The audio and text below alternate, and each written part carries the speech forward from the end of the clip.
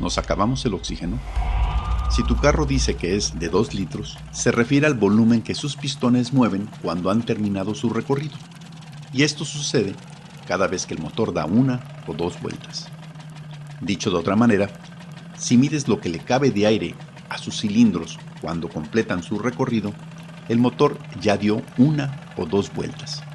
El volumen del ejemplo es de 2 litros, pero hay carros que mueven 3.7, otros 1.6, etc. Por otro lado, en el tablero del carro puedes ver en el medidor de revoluciones que cuando vas a 100 km por hora, tu motor va dando 3000 vueltas por minuto. Unos carros más, otros menos. Por lo que, si a estos 2 litros los multiplicamos por las 3000 vueltas que da el motor en un minuto, nos da 6000 litros por cada minuto. Para darnos una idea, 1000 litros es como un tinaco de azotea. O sea, que cuando vas a 100 kilómetros por hora, tu carro incinera 6 tinacos de aire por minuto. Pero no es solo tu carro, son miles de carros. De hecho, hay 500 millones de carros circulando en el planeta. Por los 6000 litros que consume cada uno por minuto, nos da 3 billones de litros incinerados por minuto. En una hora, en un día, en un mes, en un año, y estos son solo los autos familiares tipo sedán. Este censo del 2006 no incluye motocicletas, pick-ups, camiones de 3 toneladas, camiones mayores de carga, generadores ni embarcaciones. Tampoco considera lo que consumen los aviones, la industria mundial ni las guerras. ¿Cuánto nos daría lo sumado en un año por tantos años que han estado funcionando? Bien, sin contar la enorme cantidad de CO2 y monóxido con que estos motores le aumentan el efecto invernadero a la atmósfera, también traen consigo lo siguiente. La mezcla que llamamos aire contiene nitrógeno, oxígeno y otros gases, de los cuales el más pesado es el oxígeno, por lo que se va para abajo.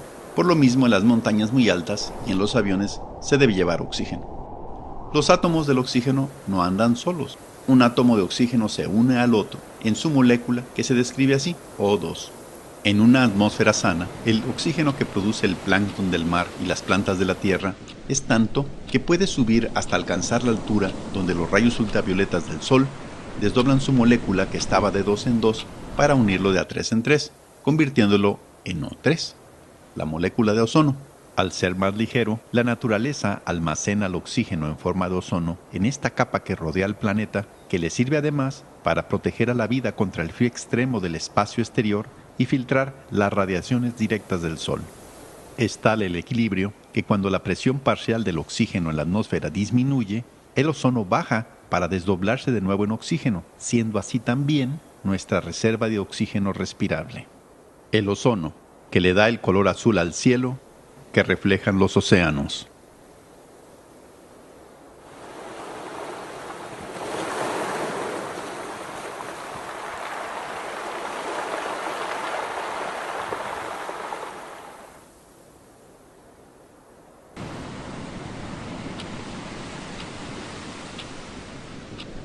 El ozono, que como ya vimos, además de absorber las radiaciones dañinas, ayuda a proteger a la vida del intenso frío espacial que en conjunto con las demás capas al calor lo retienen y lo disipan para que las corrientes de aire y las marinas lo distribuyan, manteniendo así los ciclos indispensables para la vida en el planeta.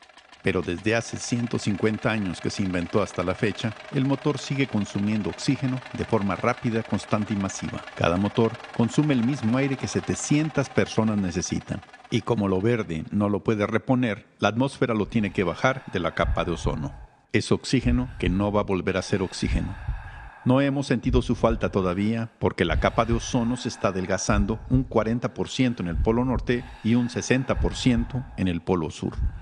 Al estar más delgada la capa, filtra menos, por lo que permite más penetración de rayos solares y exposición al frío extremo del espacio, alterando los vientos y corrientes marinas que deriva en lluvias inusitadas, sequías, inundaciones, deshielos, aumento del nivel de los mares, deslaves, pérdidas de costas, aumento de huracanes, pérdida de las estaciones, etcétera, que hoy estamos viviendo.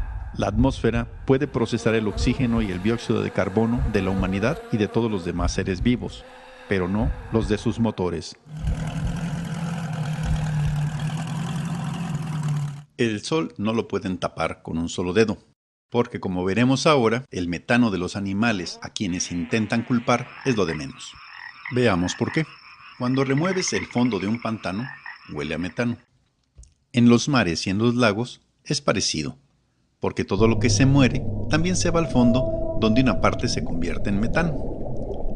Con tan bajas temperaturas y altas presiones, el agua logra aprisionar al metano en una masa reticulada que los científicos llaman clatrato o hidrato de metano.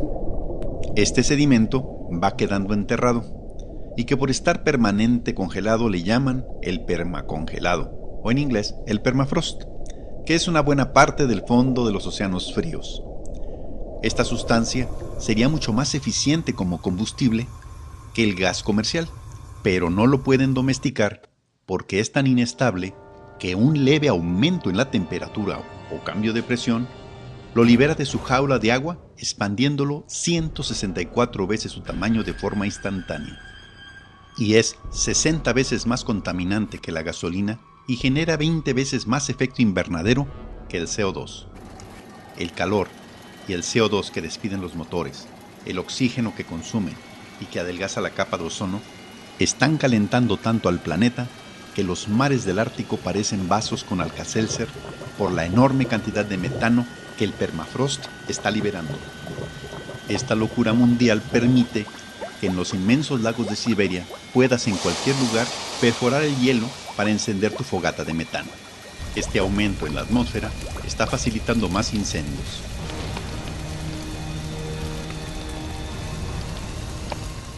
En tu cuerpo, cuando siente que te quemas, tu gobierno, que es tu cerebro, reacciona inmediatamente obligándote a quitar la mano.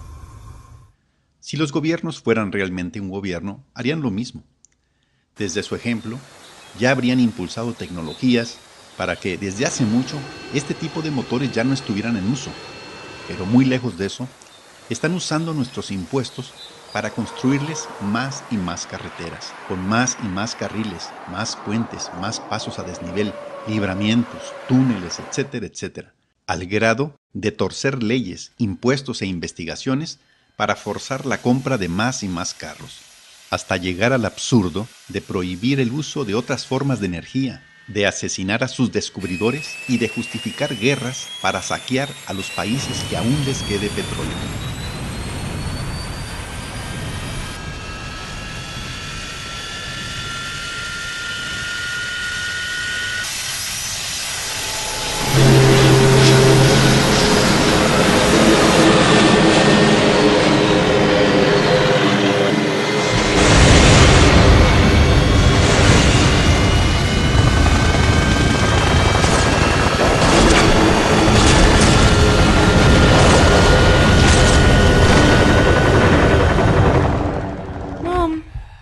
El aumento de metano en la atmósfera está multiplicando el efecto invernadero, causando que más y más metano se libere en la atmósfera, disparando muchos efectos que están fuera de nuestra visión, de nuestros conocimientos y mucho más lejos aún de posibles soluciones tecnológicas.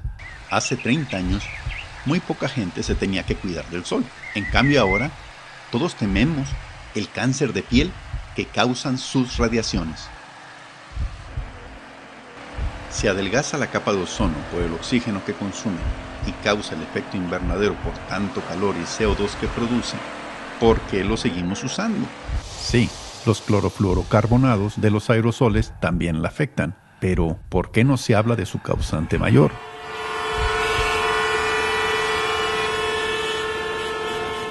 El mejor negocio del planeta es la venta de las armas biológicas, químicas y de destrucción masiva.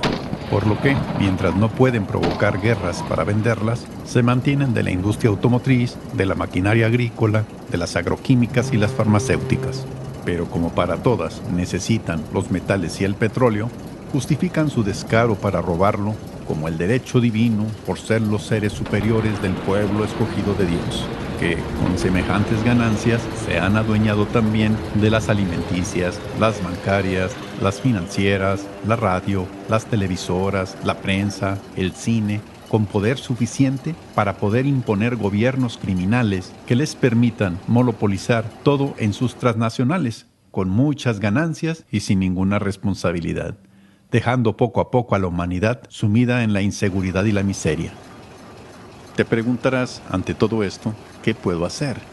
Si en todas las escuelas se diera educación verdadera, todas las escuelas serían buenas. Si consumimos local, si andamos en bici, si trabajáramos cerca de nuestro hogar o de nuestra familia, compartiendo nuestra actividad y transporte con nuestra familia y nuestros vecinos, si fabricáramos cosas tan durables y eficientes que solo se produjesen una vez, si la reserva petrolera se dejase como tal solo para avances trascendentes, si el ejercicio fuera productivamente saludable, si la noche la usáramos para dormir y descansar, si nos acercáramos a nuestros amigos, a nuestros seres queridos, comiendo rico y sabroso, sin química cancerígena, si nuestro verdadero éxito fuese tan solo disfrutar del buen vivir, tal y como lo lograron nuestras culturas originales, armonizar civilización y naturaleza.